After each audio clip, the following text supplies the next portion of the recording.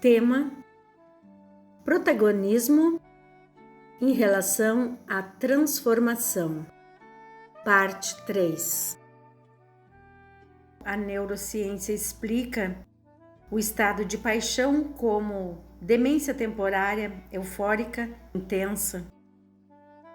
E não é disso que se fala aqui. Portanto, vamos chamar de amor, porque está muito mais próximo. Aquele brilho nos olhos em relação ao que você faz. Mesmo quando acorda entediado ou em momentos difíceis, é você que consegue encontrar o encanto para fazer aquilo que precisa ser feito, para você se tornar quem você deseja. Essa é a primeira característica da pessoa que tem garra.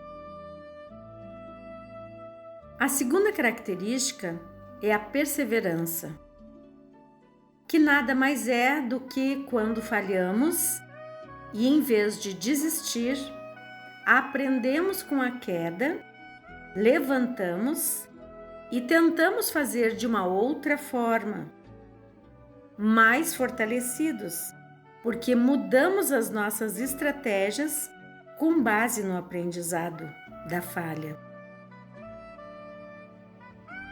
Perseverar não é exatamente errar que se aprende, mas errar, estudar e entender o seu erro. Observar o que ocorreu, observar as feridas, porque ao fazer isso, você desenvolve uma inteligência em relação às suas vulnerabilidades. E se não fizer isso, você vai repetir o mesmo erro várias vezes. Isso é perseverança. É a capacidade de perseverar. E assim temos o protagonismo aqui. Vamos tentar então trazer uma definição do protagonismo visando você assumir as rédeas da sua vida, no sentido de você aproveitar aquilo que está no seu controle para você poder fazer o melhor que você puder para construir sua vida. A ideia do protagonismo deve ser o centro de tudo o que você faz. Porque quando você desiste sem tentar perseverar, você abandona muitas possibilidades de se tornar melhor no que quer que você escolha fazer. E várias pessoas fazem isso, que na primeira dificuldade abandona o processo. E inclusive tem gente que nem começa, por várias razões, pode ser pelos medos. Pode ser as armadilhas da mente que a gente já viu em conteúdos anteriores, mas a verdade é que tem várias pessoas que nem começam o processo da mudança. Para você viver uma vida onde o protagonismo é central, você precisa aprender, em primeiro lugar, a perseverar, cuidando sempre o aval das pessoas que estão na tua volta, porque muitas pessoas influenciam com a ideia de não desista nunca. E esse conselho é bastante radical, porque é preciso ter a coragem de abandonar aqueles barcos que não fazem mais sentido, aquela viagem que já passou o seu tempo, para que seja possível você navegar por outras águas, por outros caminhos.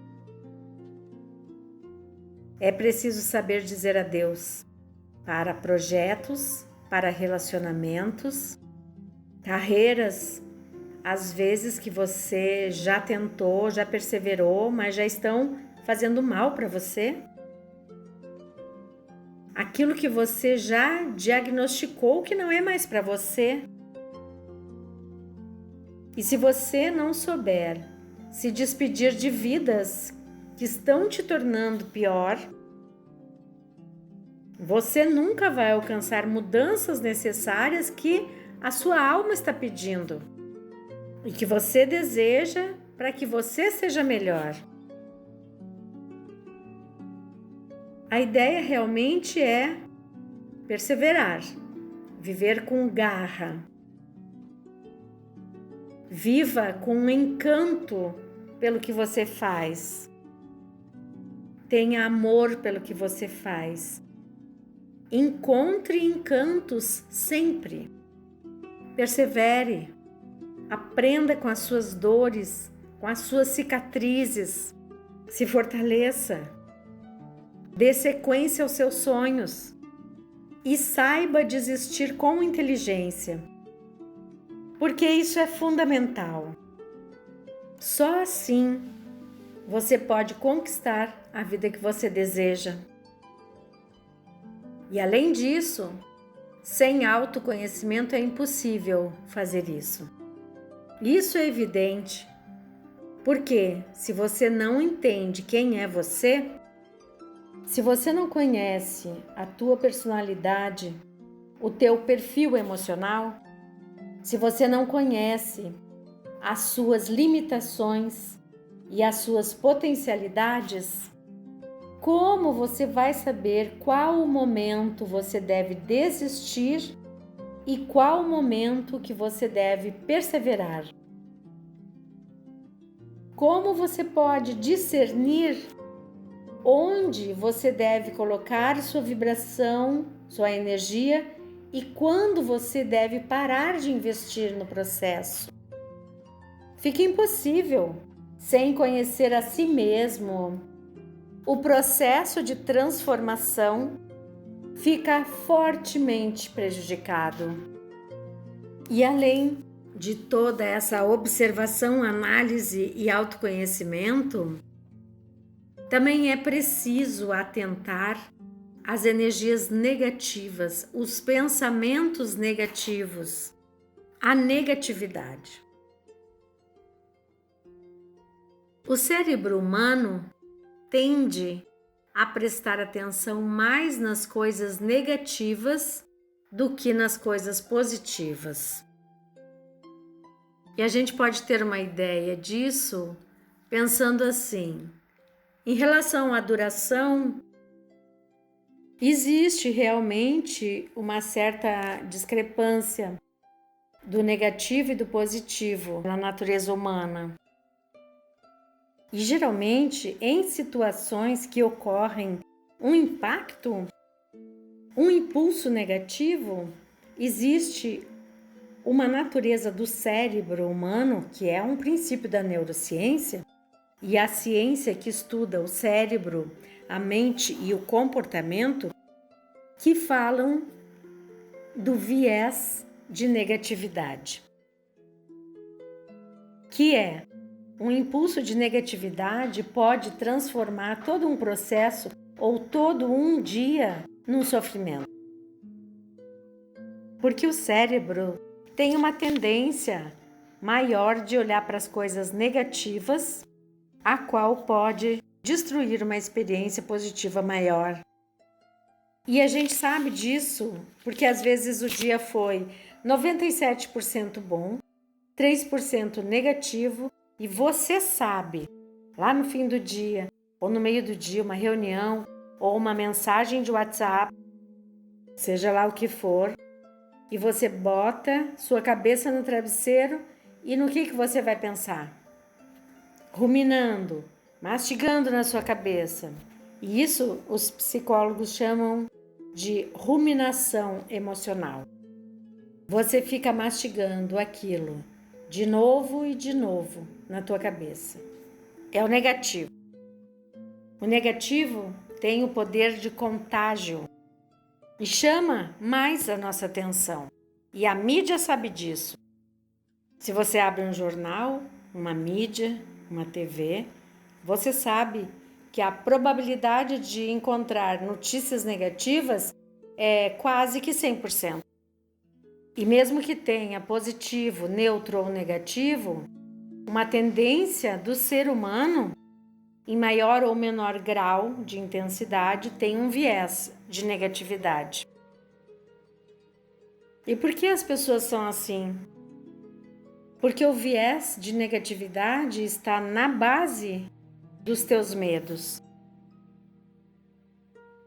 Muitas vezes você está frente a uma oportunidade, só que a pequena ameaça de um problema domina a tua mente, fica cego para a oportunidade e você foca na negatividade, só olha para o problema.